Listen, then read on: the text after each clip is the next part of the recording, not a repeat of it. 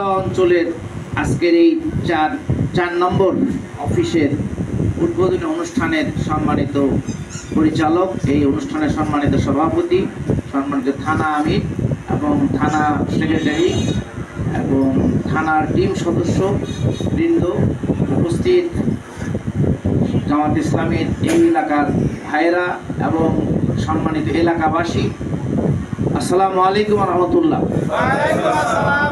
আজকে আল্লাহ তাআলা এই দেশের মানুষের জন্য গত 24 সালের জুলাই আগস্টের যে অভ্যুত্থানের মাধ্যমে এদেশের মানুষকে নতুন করে তাদের নিজেদের রাস্তা, তাদের নিজের মন মতো চলার করে আল্লাহ সুযোগ দিয়েছেন। এই জন্য আমরা বলি আলহামদুলিল্লাহ। আমাদের অনেক ভাইরা বুকের তাজা রক্ত দিয়েছে। সেই নিহতের বাড়িতে এখনো কান্নার শেষ হয় নাই, এখনো মায়ের চোখের পানি শেষ হয় নাই, এখনো আহত অনেকেই ছটফট করছে, তাদের দিনকাল এভাবেই কাটছে। এরা যারা জীবন দিয়েছে এবং যারা আহত অবস্থায় ছটফট করছে, তারা একটা উদ্দেশ্যে জীবন দিয়েছিল যে আমাদের দেশটা সুন্দর হবে। তো যা বাংলাদেশ জামাত ইসলামী এদেশের যারা কল্যাণকামী মানুষ, তাদেরকে সাথে নিয়ে এই শহীদদের, এই আহত ভাইদের বোনদের জন্য নতুন একটা সমাজ গড়ার জন্য অঙ্গীকার আবদ্ধ। বাংলাদেশের মানুষ বারবার প্রতারিত হয়েছে।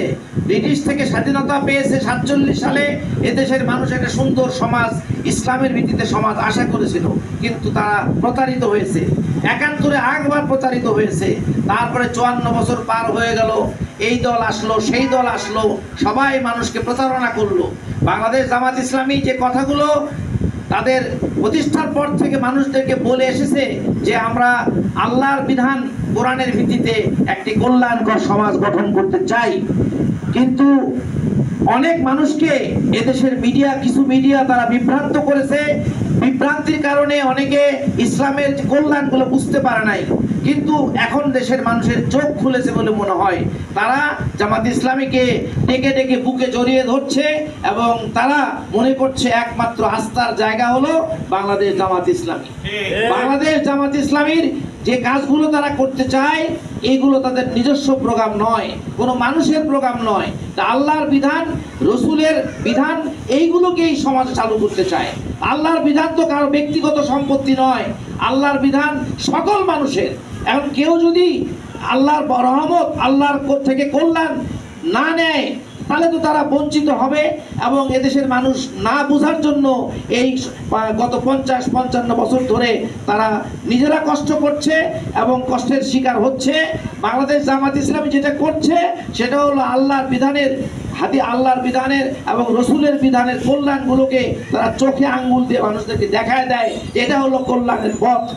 আমরা কারোর সাথে আমাদের বিদ্বেষ পোষণ করব না। সত্যের পথে, ন্যায়ের পথে যারা চলতে চাবে সবাই আমাদের ভাই, তারা সামনে আসবে। আমরা সবাই একত্রিত হয়ে আমাদের সোনার দেশকে সত্যিকার সোনার দেশে পরিণত করতে চাই। ইসলামের জীবন বিধানকে আপনারা কেউ যদি না বোঝার কারণে শুধুমাত্র অন্য ধর্মের মতো মনে করেন, বিষয়টা তা নয়। ইসলাম একটা জীবন পদ্ধতি, সেই জীবন পদ্ধতি আল্লাহর দেওয়া জীবন পদ্ধতি। ইসলামকে, আল্লাহর বিধানকে বাদ দিয়ে কেউ যদি মানুষের বানানো অমকবাদ, সমকবাদ, মানুষের বিভিন্ন কথাকে নিয়ে যদি জীবন গড়তে চায়, তাতে মানুষের উন্নতি হবে না। শুধু ব্যক্তিতন্ত্র, পরিবারতন্ত্রের মাধ্যমে মানুষ ধুকে ধুকে মরবে এবং দুর্নীতি এবং এদেশের এই চাঁদাবাজি এগুলোই চলবে। জামাত ইসলামী যে সমাজ ব্যবস্থার কথা বলছে, সেখানে একটা সুন্দর বিচার ব্যবস্থা আছে, সেখানে মানুষের প্রতি মানুষের ভেদাভেদ নাই। এমনকি মুসলিম ছাড়া যে অমুসলিম, তাদেরও জন্য কল্যাণ আছে। তারা নিজেরা নিজের ধর্ম পালন করবে, কিন্তু দেশের কল্যাণের অংশ তারা গ্রহণ করতে পারবে। আল্লাহ তাআলা মুসলমানদের, যারা সত্যিকার অর্থে মুসলমান, তাদের কথা বলতে গিয়ে আল্লাহ বলেছেন, বিসমিল্লাহির রহমানির রহিম, কুনতুম খায়রা